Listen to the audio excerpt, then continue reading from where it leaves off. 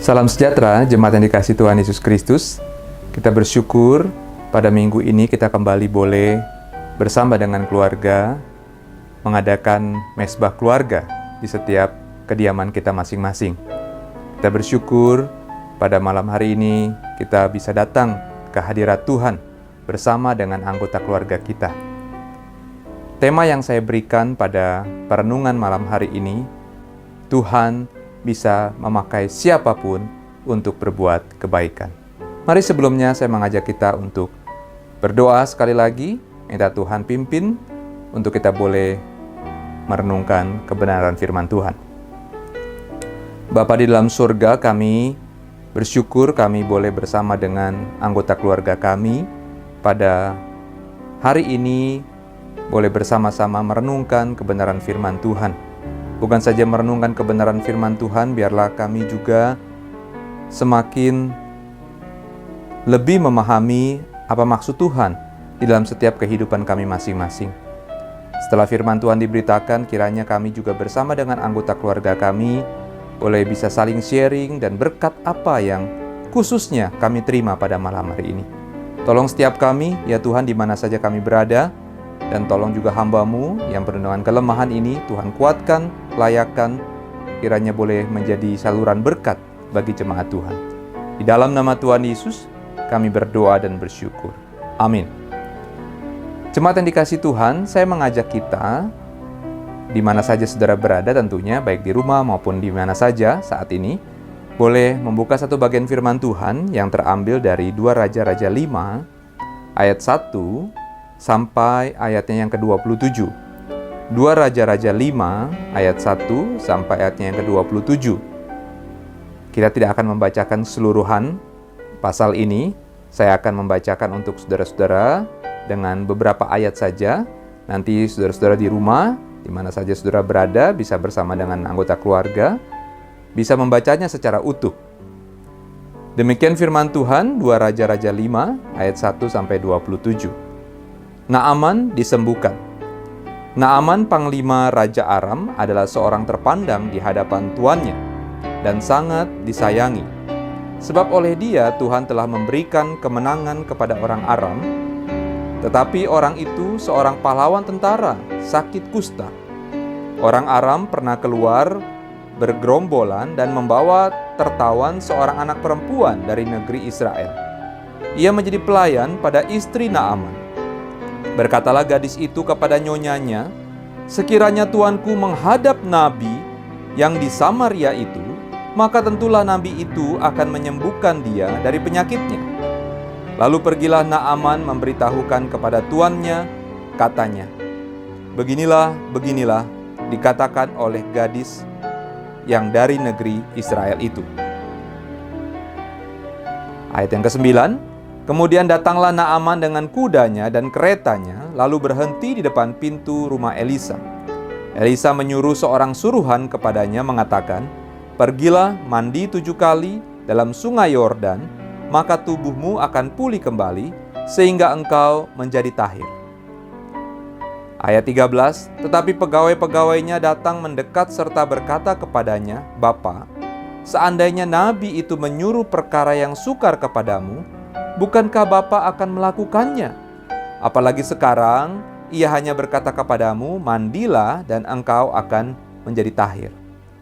Maka turunlah ia membenamkan dirinya 7 kali dalam sungai Yordan, sesuai dengan perkataan abdi Allah itu. Lalu pulihlah tubuhnya kembali seperti tubuh seorang anak dan ia menjadi tahir.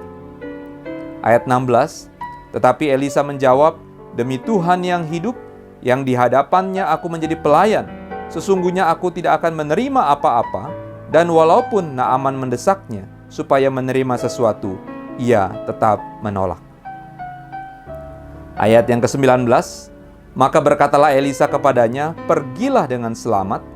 Setelah Naaman berjalan tidak berapa jauh daripadanya, berpikirlah Gehasi, bujang Elisa, abdi Allah, "Sesungguhnya tuanku terlalu menyegani Naaman, orang Aram ini, dengan tidak menerima persembahan yang dibawanya. Demi Tuhan yang hidup, sesungguhnya aku akan berlari mengejar dia dan akan menerima sesuatu daripadanya." Ayat 25, baru saja Gehasi masuk dan tampil ke depan tuannya, berkatalah Elisa kepadanya, "Dari mana Gehasi?" Jawabnya, "Hambamu ini tidak pergi kemana-mana." Ayat yang ke-27. Tetapi penyakit kusta Naaman akan melekat kepadamu dan kepada anak cucumu untuk selama-lamanya. Maka keluarlah Gehasi dari depannya dengan kena kusta, putih seperti salju. Demikian jauh pembacaan firman Tuhan kita, saudara-saudara. Berbahagia setiap kita yang setiap hari membaca, merenungkan firman Tuhan dan mampu melakukan dalam kehidupan sehari-hari.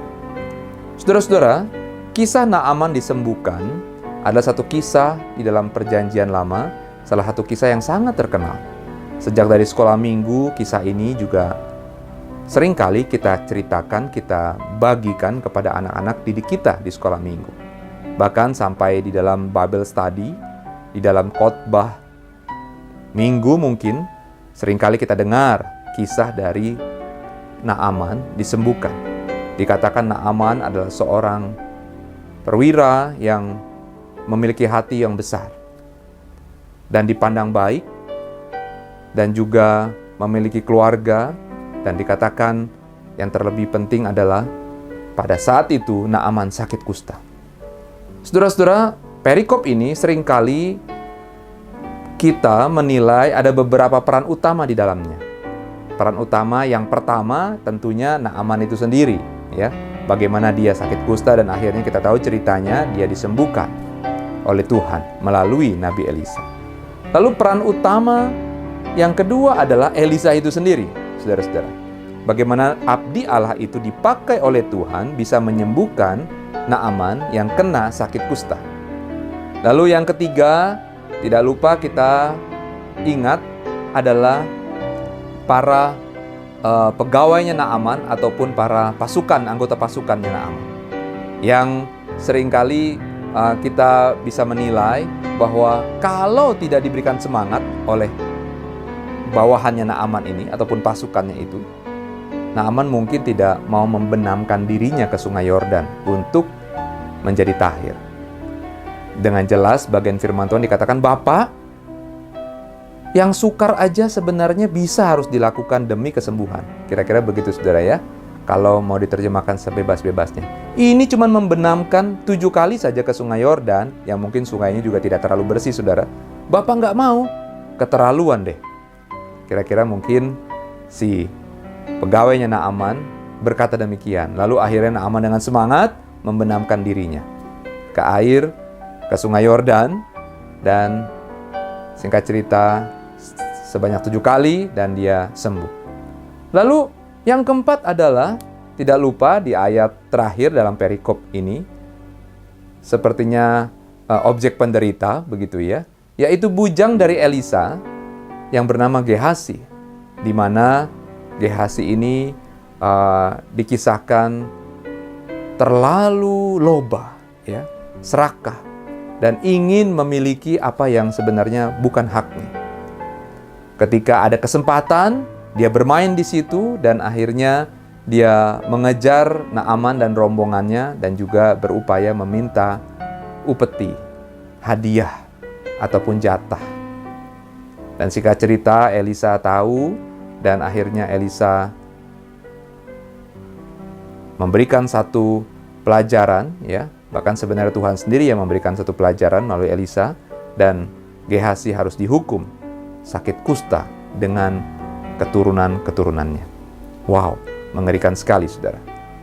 Nah, keempat, peran utama ini seringkali dibahas oleh pengkhotbah, dibahas di dalam Bible study, dan seringkali diambil satu poin-poin yang indah, yang baik sekali, bagaimana Naaman itu orangnya rendah hati, besar hati, dan akhirnya juga taat, dan dia sembuh. Lalu Elisa juga bisa kita tarik cerita peran utama dari Elisa itu menjadi satu konteks saat ini adalah seorang hamba Tuhan yang benar-benar integritas, ataupun pelayan Tuhan yang benar-benar jujur di mata Tuhan. Dia tidak mementingkan harta, tidak mementingkan keuntungan. Dia tahu posisinya, hamba Tuhan yang dignity, wibawa, yang selalu mengagungkan nama Tuhan. Ini Elisa. Wah, luar biasa ya kalau hamba-hamba Tuhan, pelayan-pelayan Tuhan di zaman ini seperti Elisa, ya. Tidak mengharapkan upah, tidak mau terhadap materi ya terutama, tetapi dia benar-benar dia tahu bahwa ini aku adalah abdi Allah dan aku harus menyelesaikan tugas sebagai abdi Allah dan memuliakan nama Tuhan. Ini Elisa. Lalu bagaimana dengan bawahan dari Naaman, pegawai Naaman ya?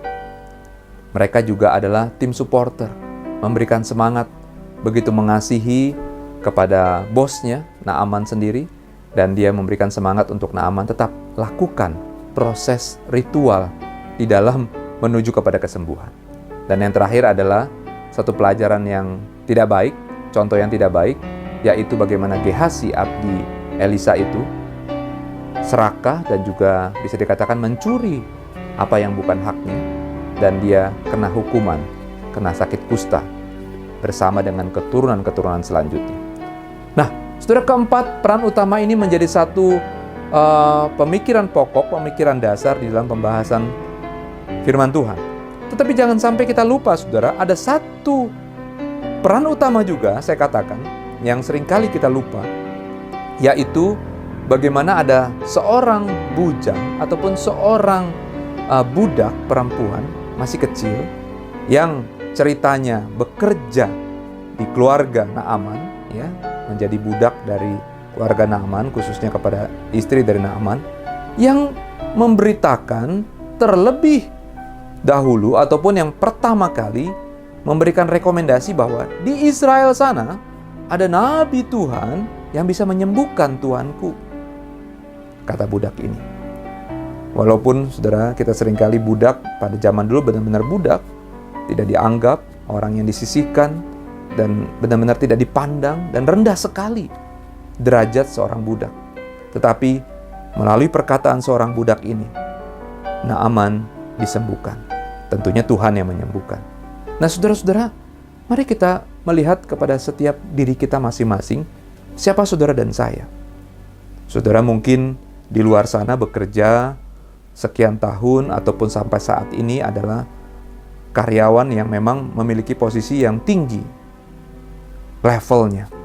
Saudara manajer, bos, ataupun pemilik perusahaan, pemilik toko, pengusaha, ataupun juga saudara dan saya sebaliknya hanya karyawan biasa, hanya mungkin driver online, mungkin penjual penjajah makanan yang sederhana, ya bahkan juga hanya sebagai ibu rumah tangga, bahkan orang yang mungkin seperti budak ini, tidak dipandang, tidak dianggap, pekerjaannya rendah sekalipun di hadapan manusia.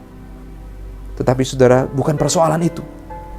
Kalau Tuhan mau memakai setiap kita untuk melakukan kebaikan.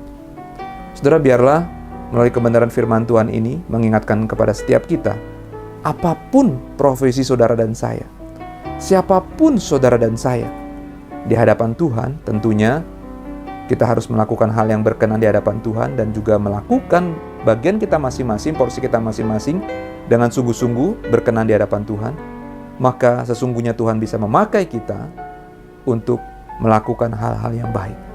Saudara menjadi ibu rumah tangga, saudara menjadi karyawan, saudara menjadi driver online, saudara menjadi penjajah makanan sederhana, saudara pemilik toko, saudara manajer, saudara bos sekalipun.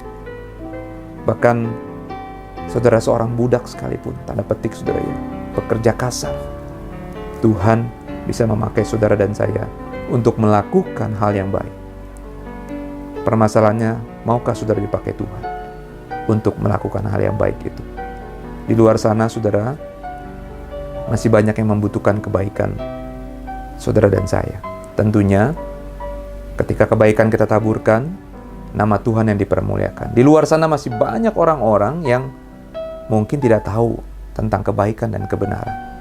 Biarlah melalui kebenaran firman Tuhan ini, mari kita ambil bagian kita, porsi kecil kita. Ketika kita keluar dari rumah kita masing-masing untuk kembali beraktivitas bekerja dan juga melakukan usaha, mari kita ingat, sekecil apapun kita, serendah apapun kita, Tuhan bisa pakai kita untuk berbuat hal yang baik. Tentunya mengagungkan nama Tuhan, memuliakan nama Tuhan. Tuhan menolong saudara. Mari kita berdoa. Kami bersyukur ya Tuhan, Tuhan memberikan kami kesempatan hidup di dunia ini dengan berbagai macam situasi keadaan. Mungkin kami saat ini pemilik satu usaha. Mungkin kami level sosial kami tinggi. Mungkin kami di kantor bekerja posisinya juga sudah tinggi dan besar. Tetapi juga mungkin di antara kami ada yang sederhana, rendah, bahkan juga sangat rendah di dalam level sosial dipandang secara manusia. Tetapi Tuhan, kami bersyukur melalui kebenaran firman Tuhan ini kami boleh diingatkan bahwa serendah apapun kami, sekecil apapun kami tetap berharga di mata Tuhan dan Tuhan tetap masih mau memakai kami untuk melakukan hal yang baik dan memuliakan nama Tuhan.